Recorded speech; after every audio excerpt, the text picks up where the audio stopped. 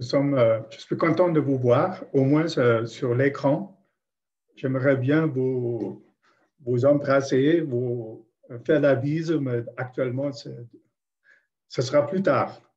Donc, merci Seigneur pour ce moyen technique d'être en Alsace en même temps que dans le Beaujolais. Donc, je vous envoie les salutations du Beaujolais, de la capitale du Beaujolais, de Villefranche-sur-Saône. Voilà. Donc, merci Seigneur. Merci aussi pour ce temps de la Sainte Seine, pour ce temps aussi de la louange. Merci Sandro. C'est super.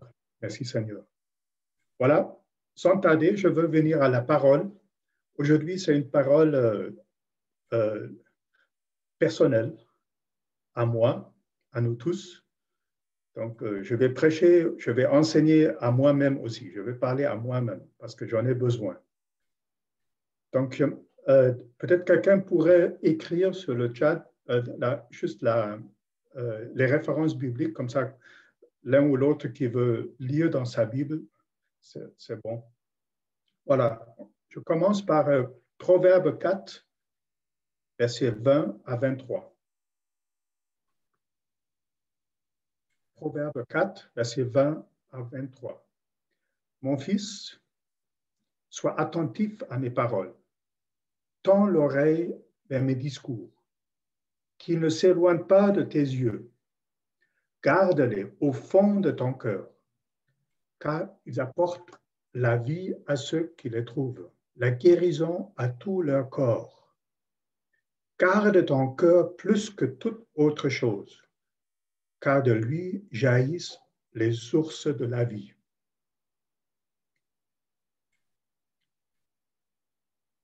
Donc, je crois que tout le monde de nous avons un cœur. Montre-moi votre cœur. Et dites avec moi, oui, je veux garder mon cœur. Voilà, c'est la parole du Seigneur pour nous aujourd'hui. Il veut qu'on garde, qu'on prête attention à notre cœur. Donc, il commence par dire, sois attentif à mes paroles.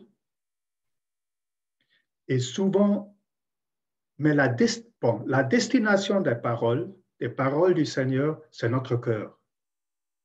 Mais souvent, nous constatons que les paroles s'arrêtent au niveau de la tête. Parce qu'on les reçoit par les oreilles, ils restent bouchés ici, sans entrer dans le cœur. J'aimerais vous donner un exemple. Nous avons vécu au Sénégal pendant 9 ans et nous avons vécu à la capitale du Sénégal, à Dakar, et nous étions témoins plusieurs fois de l'arrivée des voitures, des motos, des camions de course du fameux rallye Paris-Dakar. Et nos enfants étaient petits, donc c'était un spectacle, donc c'était une aventure pour voir. Et on dit que c'est le rallye le plus difficile du monde. Aujourd'hui, ils ont transféré le rallye en Amérique latine, on dit que c'est le trajet le plus difficile. Et moi-même, j'ai voyagé en Mauritanie, dans le désert du Sahara, et je confirme, c'est difficile pour traverser des dunes avec des motos, avec des voitures, des camions, etc. Mais moi, je vous dis, le trajet le plus difficile de ce monde, ce ne sont que 30 centimètres.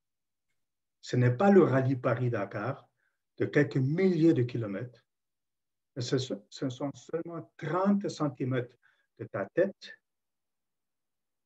jusqu'à ton cœur.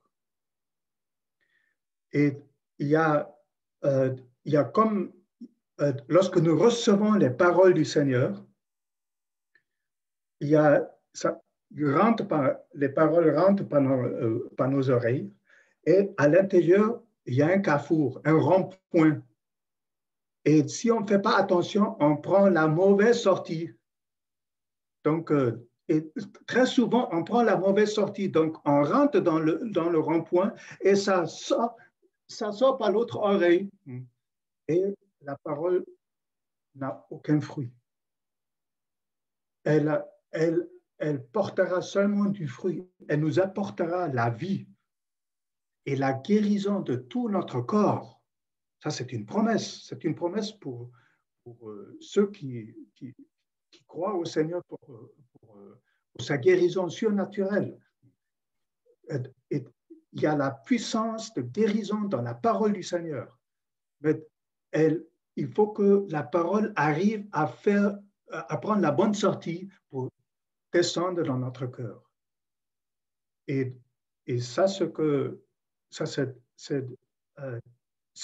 là où elle portera du fruit. C'est là où la vie, la puissance, la guérison qui se trouve dans la parole de Dieu sera déployée lorsque c'est dans notre cœur. Et ce que c'est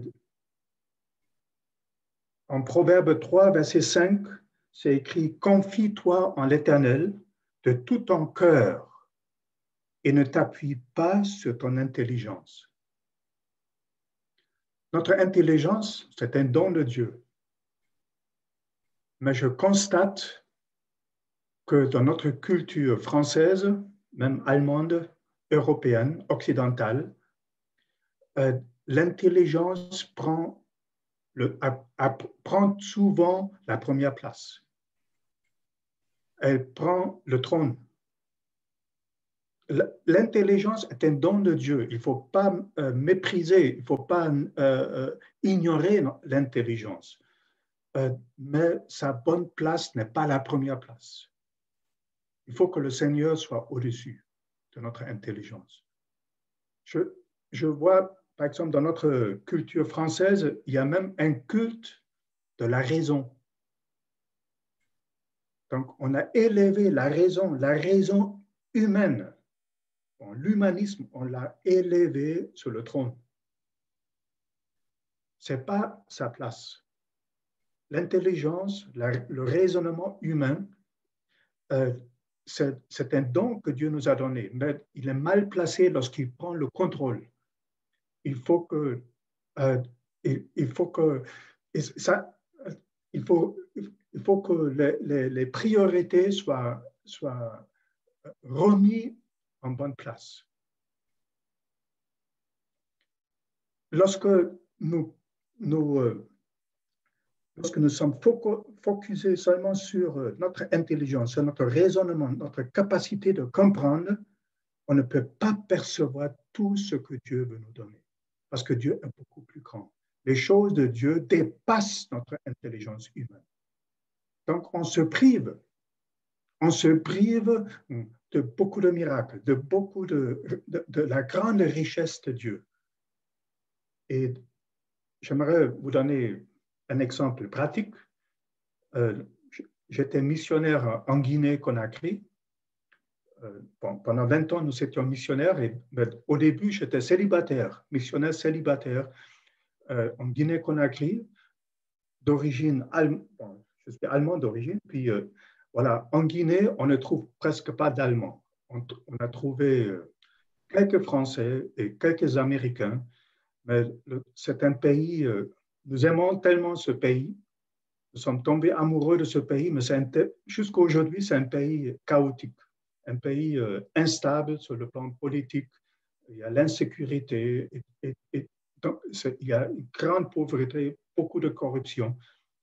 Donc, j'étais là comme célibataire pour servir le Seigneur. Et le Seigneur a envoyé la meilleure femme du monde en Guinée, Sabine. Et même dans notre équipe missionnaire, donc on travaillait ensemble tous les jours. Mais je ne pouvais pas la voir comme ma future femme. Pourquoi? Au début, heureusement, au début. Parce que mes pensées étaient bloquées. Mes pensées, mon raisonnement, j'avais des pensées préfixées sur la question qui doit être ma future femme. Donc, et ces pensées m'ont tellement bloqué, fixé, que je n'ai pas pu percevoir ce que Dieu voulait me donner. Il a conduit sa vie même devant mes yeux, et il fallait une intervention assez radicale de la part du Seigneur pour me libérer de cette pensée préfixée qui ne correspondait pas du tout à la vision de ce que Dieu avait pour ma vie. Et lorsque j'ai été libéré de ça, oh, mes yeux se sont ouverts et mon cœur a commencé à battre. Je voyais, oh, c'est elle. Donc, c'est un... Et jusqu'à aujourd'hui, maintenant, nous venons de célébrer notre 25e anniversaire de mariage et nous remercions le Seigneur parce qu'il nous a beaucoup bénis ensemble. Mais je voulais juste donner cet exemple que le Seigneur, il vise notre cœur. Et il ne faut pas, mais dans notre culture actuelle, tout est concentré sur la tête. Dans notre mentalité française, allemande, on se concentre beaucoup sur la tête, sur ce qu'on peut raisonner, ce qu'on peut comprendre, ce qu'on peut percevoir, ce qu'on peut sonder, etc. Mais on oublie que les choses de Dieu porteront seulement du fruit lorsqu'ils tombent dans le cœur. La parole de Dieu, il faut qu'elle touche le cœur. Et il y a donc en psaume, en Proverbe 23, verset 26, c'est écrit: Mon fils, donne-moi ton cœur. Et je veux l'élargir, je veux ajouter, je veux dire, mon fils, ma fille, donne-moi à nouveau ton cœur. Ça, c'est le titre de mon message aujourd'hui. Le Seigneur veut que nous lui donnions à nouveau notre cœur et que ça devienne une habitude quotidienne. J'aimerais lire, j'aimerais venir sur la parabole des deux fils en Luc 15, le fils prodigue et le fils aîné. Et aujourd'hui, je crois que nous sommes plutôt, la plupart d'entre nous sont des fils aînés, nous sommes des fils et des filles qui sont restés dans la maison du Seigneur, qui sont dans la maison du Seigneur. Nous venons de célébrer la Sainte Seine. Donc, je veux dire, les fils aînés, c'est nous. Les fils prodigues, c'est des personnes qui se sont égarées et qui doivent revenir dans la maison du Père. Mais le Seigneur m'a parlé à travers cette histoire. Il veut nous parler aujourd'hui. Donc, j'aimerais juste résumer un peu l'histoire du fils prodigue et après, on va lire le passage Luc 15, versets 25 à 32. Donc, nous sommes au courant que le fils prodigue, il a pris la mauvaise décision. Il a fait un mauvais choix de quitter le Père, de quitter Dieu, de vivre à lui-même. Et lorsqu'il se retrouvait dans la détresse, il a pris une décision de cœur. Ça encore, c'est intéressant. Il a précisé une question, pas de la tête, mais de cœur. Il s'est décidé de se repentir. Il s'est décidé d'avouer son tort et de revenir vers le Père. Et c'était intéressant, même avant même qu'il puisse parler devant son Père a couru à bras ouverts pour l'accueillir, pour dire « Ah, merci, tu es revenu. Sois le bienvenu. Je t'ai tant attendu. Je suis content, je suis heureux que tu reviennes. Et là, le fils, il dit, bon, je suis même plus digne d'être ton fils. Permets-moi d'être ton ouvrier au moins. Oh, le papa ne voulait même pas entendre ces paroles. Il a rétabli dans cette fonction, cette position de fils. Et donc, et le fils est revenu pas seulement dans la maison, mais il est revenu aussi vers le cœur de son père. C'est une affaire de cœur. Et la clé, c'était la repentance. Donc, pour revenir, pour toujours donner notre cœur au Seigneur à nouveau, c'est la repentance. Qu'on avoue qu'on s'est égaré, qu'on avoue devant lui qu'on s'est laissé embobiner par des choses, par le travail, même par le service du Seigneur. Maintenant, parlons du fils aîné. Et lisons Luc 15 à partir du verset 25. Et je crois que la plupart d'entre nous, nous sommes comme le fils aîné. Nous sommes dans la maison du Père. Mais regardons ensemble l'état de cœur du fils aîné. Il était avec le papa et en même temps, il n'était pas avec le papa. Son cœur n'était pas avec son cœur. Et c'est là où le Seigneur veut nous parler aujourd'hui. Verset 25. Or, le fils aîné était dans les champs. Lorsqu'il revint et approcha de la maison, il entendit la musique et les danses. Il appela un des serviteurs et lui demanda ce qui se passait. Le serviteur lui dit, « Ton frère est de retour et ton père a tué le veau engraissé parce qu'il l'a retrouvé en bonne santé. » Normalement, s'il avait eu le cœur du père, il allait se réjouir maintenant. Il allait même commencer à danser de joie. Parce que le cœur du père bat pour le perdu.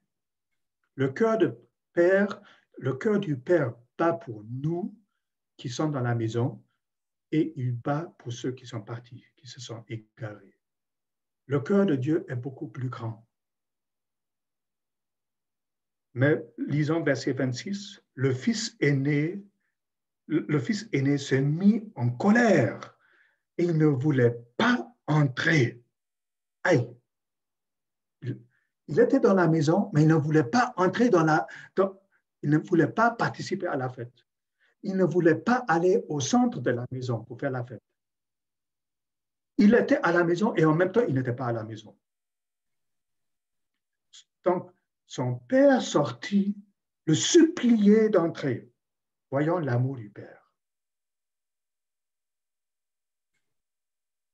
Mais il répondit à son père, « Voilà tant d'années que je suis à ton service, sans jamais désobéir à tes ordres. » Oh, oh, oh. Je pense que ça, c'est vraiment exagéré. Je pense ici, il n'a pas menti une seule fois. Donc, en tout cas là, bon, je ne suis pas sûr si c'est vrai ce qu'il dit là. Donc, voilà tant d'années, je suis à ton service sans jamais désobéir à tes ordres. Et jamais tu ne m'as donné un chevreau pour que je fasse la fête avec mes amis. Mais quand ton fils est arrivé, celui qui a mangé tes biens avec des prostituées, pour lui, tu as tué le veau engraissé. Le papa répond en verset 31, « Mon enfant, lui dit le père, tu es toujours avec moi. Et tout ce que j'ai est à toi. » Dites avec moi, tout ce que j'ai est avec toi.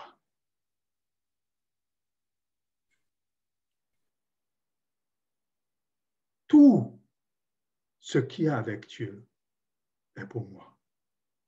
Tout.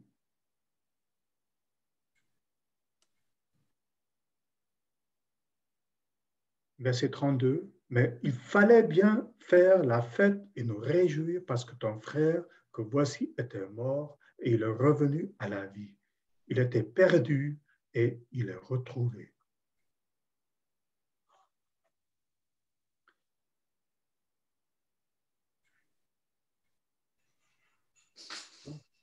Je crois que le Seigneur nous parle aujourd'hui, il me parle à nouveau. Nous nous trouvons dans la maison du Seigneur, nous nous trouvons avec Dieu, nous disons oui, nous sommes avec lui. Mais est-ce que réellement nous sommes de cœur à cœur avec lui?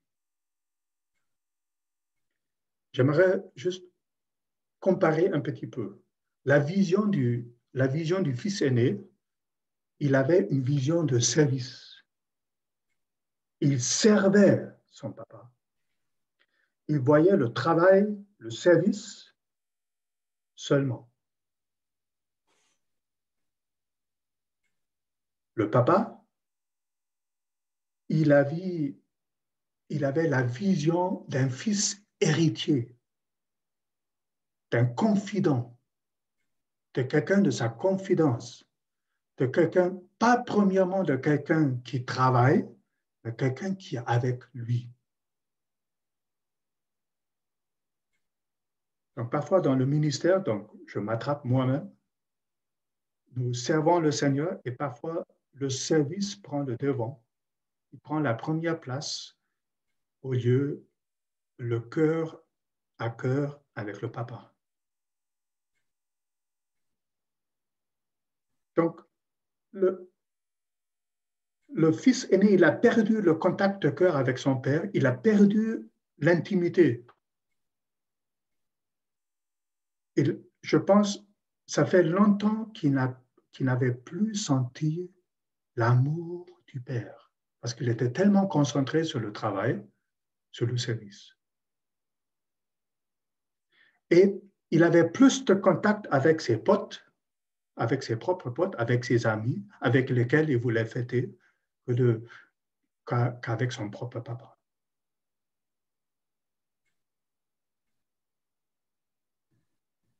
Par contre, le père, il lui répond, mais tu es toujours avec moi. Entre moi et toi, il n'y a pas de barrière. La porte est ouverte tous les jours. Tu es avec moi.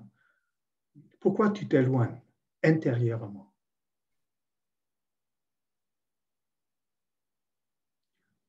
Le fils aîné aussi, il vivait une sorte de pauvreté par ignorance.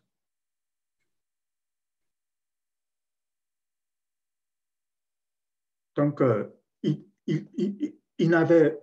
n'osait pas de manger, de tuer une chèvre ou un mouton, une prairie, pour, pour faire une fête.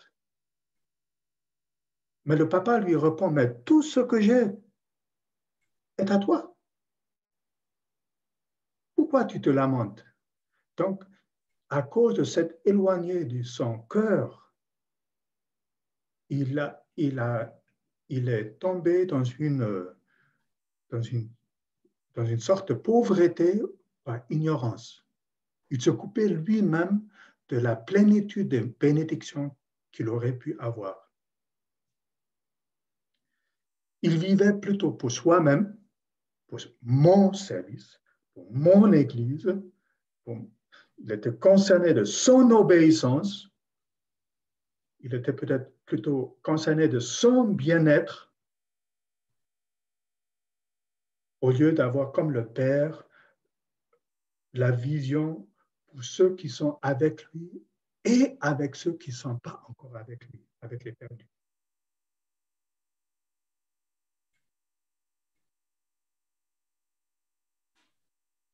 Et c'est là, le fils aîné est devenu, moi je ressens, c'est comme s'il est devenu dur. Son cœur est devenu dur, insensible, même orgueilleux. La manière dont il dit, je n'ai jamais désobéi à tes ordres. Bon,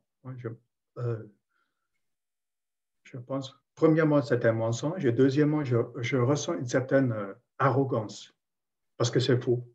Aucune personne peut dire qu'il n'a jamais désobéi aux ordres de Dieu. Donc, c'est même hypocrite.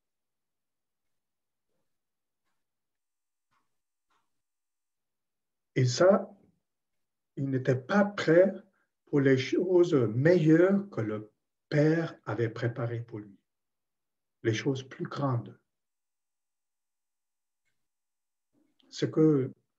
Et moi, je crois que dans cette histoire, euh, je ne veux pas, je ne veux pas excuser le fils prodigue, mais quand même, d'abord, il a fait un mauvais choix, mais après, il a fait le bon choix de se repentir, de revenir. Et pour le fils aîné, c'est plutôt le contraire. D'abord, il a fait le bon choix, mais après, il a fait le mauvais choix de rester au dehors. Il a dit non. Il a refusé d'entrer. Il a refusé d'entrer à nouveau dans l'intimité avec le Père. Donc, c'est pour ça la clé, c'est la repentance. Qu'on confesse, oui, c'est vrai, je me suis égaré, je me suis perdu dans quelque chose, dans quelques trucs, même dans mon service, même pour les choses de l'Église, etc. Je me suis perdu dedans et j'ai perdu l'intimité avec toi. Je veux revenir. Pardonne-moi, je veux revenir. Et le Père est là pour toi, avec les bras grands ouverts pour t'accueillir. Oui, mon fils. Oui, ma fille. Viens. Oh, je suis tellement content. Et il veut te renouveler. Il veut me renouveler. C'est pour ça, cette parole ce matin, mon fils, ma fille, donne-moi ton cœur.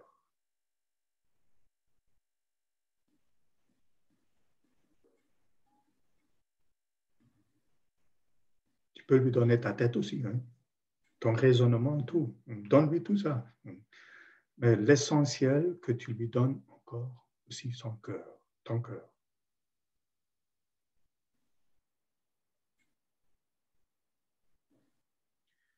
Moi, je crois que le Seigneur est en train de nous préparer, de préparer l'Église pour une nouvelle saison.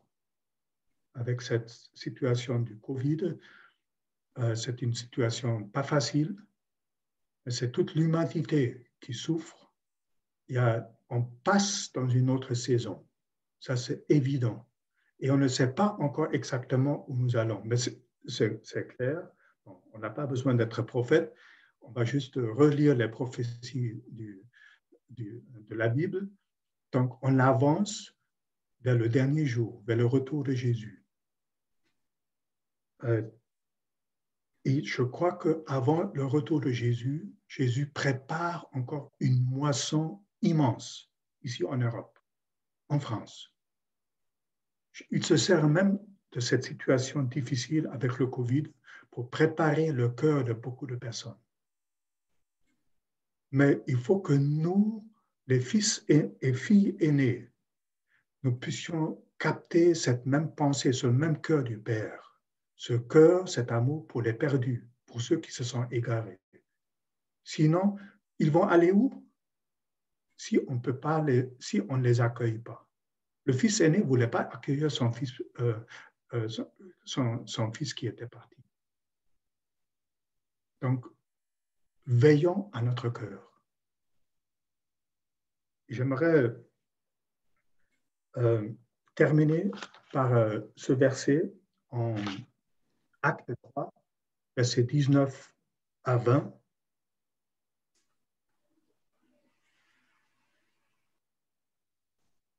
L'apôtre Pierre prêchait à Jérusalem. Il a dit, changez donc d'attitude et convertissez-vous pour que vos péchés soient effacés. Alors des temps de rafraîchissement viendront de la part du Seigneur et il enverra le Messie qui vous était destiné, Jésus. Donc le Seigneur veut nous conduire dans une attitude, je le vois moi personnellement, dans ces temps-ci, le Seigneur m'invite, pas pour me repentir une seule fois, mais il m'invite à apprendre à nouveau une habitude de repentance, de toujours revenir vers lui, toujours à nouveau, parce qu'il veut nous donner un temps de rafraîchissement. Nous tous, nous sommes chauds pour avoir les rafraîchissements, pour avoir les bénédictions, pour avoir la guérison, mais ça passe, le chemin, ce n'est pas la repentance. Ce n'est pas la repentance à la manière traditionnelle, donc de marcher sur les genoux, je ne sais pas, de se frapper, ou bien, non, non, mais c'est juste avouer son tort devant le Seigneur et dire, vraiment, pardonne-moi, je veux revenir à toi.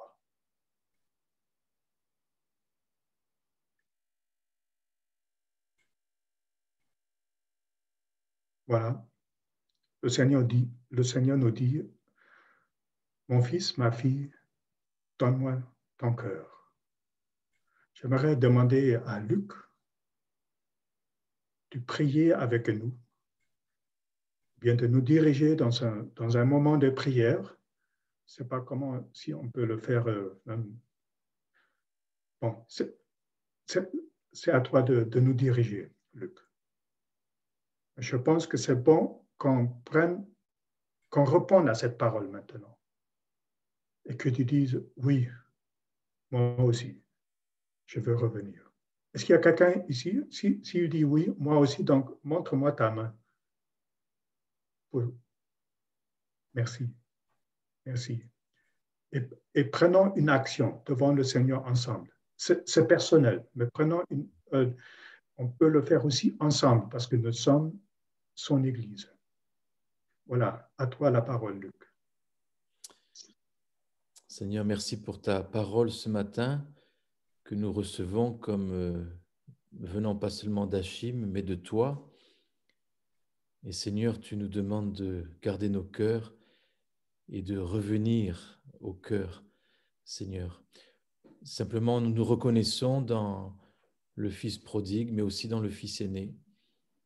Et Seigneur, nous te demandons simplement pardon pour nos cœurs qui ne sont pas entiers.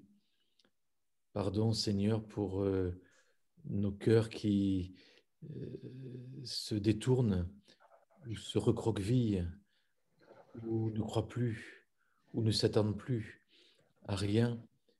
Seigneur, viens guérir nos cœurs. Pardon pour la dureté, pour l'égoïsme, pour les craintes, pour les peurs, pour tout ce qui a envahi les mauvaises herbes. Et viens, Seigneur, guérir nos cœurs.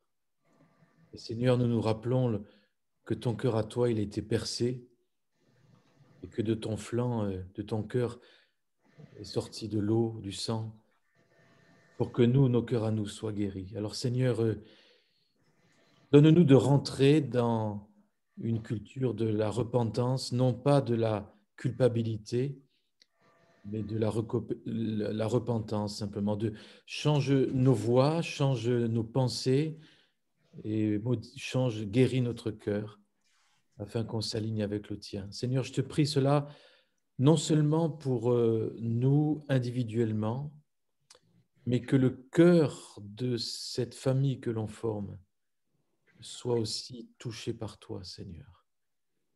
Que les fils prodigues reviennent à la maison, que les fils prodigues en nous, tout ce qui s'est éloigné du Père, tout ce qui a voulu se satisfaire par lui-même, tout ce qui a voulu sciemment s'éloigner en recherchant bonheur, satisfaction ailleurs qu'en toi.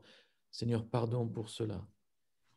Et en même temps, Seigneur, le côté fils aîné en nous, dur, légaliste parfois, pardon, Seigneur, aussi pour cette dureté-là. Seigneur, nous voulons, en tant que famille Josué, réapprendre aussi à faire la fête avec toi et être à ta table et revenir dans l'intimité plus grande avec toi et être débarrassé du faire et de l'activisme pour être vraiment à cœur. Seigneur, tu nous demandes de nous donner, qu'on te donne notre cœur.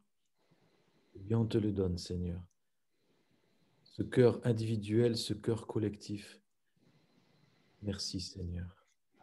C'est ça, c'est toi qui le fais, Seigneur. Nous, on ne peut que venir à toi ce matin mais c'est toi qui le changes, Seigneur, et qui guéris toutes les pièces de notre cœur. Merci, Seigneur. Au nom de Jésus.